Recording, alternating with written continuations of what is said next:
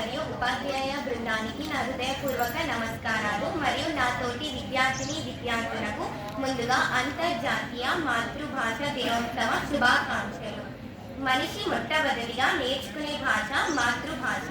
తన తల్లి ఎవరో చెప్పకముందానే పిల్ల ఎలా తన తల్లిని అమ్మ అని పిలుస్తారో మాతృభాష కూడా అంతే. మాతృభాష అప్రయత్నంగా వస్తుంది మరియు సహజంగా వస్తుంది. కావున మనం మన కన్న తల్లిని కాపాడుకున్నట్టే మాతృభాషను కూడా కాపాడుకోవాలి.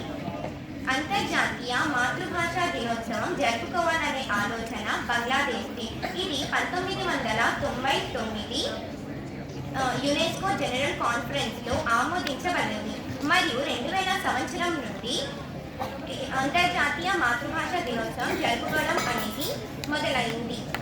ప్రస్తుత కాలంలో ఉద్యోగ రీతి కోసం చాలా మంది ఇతర రకాల భాషలు నేర్చుకుంటున్నారు. అందులో తప్పు లేదు. కానీ మన మాతృభాషను మర్చిపోవడం అనేది చాలా తప్పు. మనం ఎన్ని రకాలైన ఇతర భాషలు నేర్చుకోవచ్చు, కానీ మన మాతృభాషను మన రక్తంలో నింపుకోవాలి.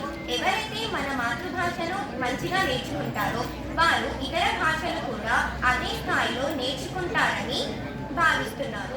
నాకు అవకాశం ఇచ్చినందుకు మీ అందరికీ పేరు పేరున నా ధన్యవాదాలు.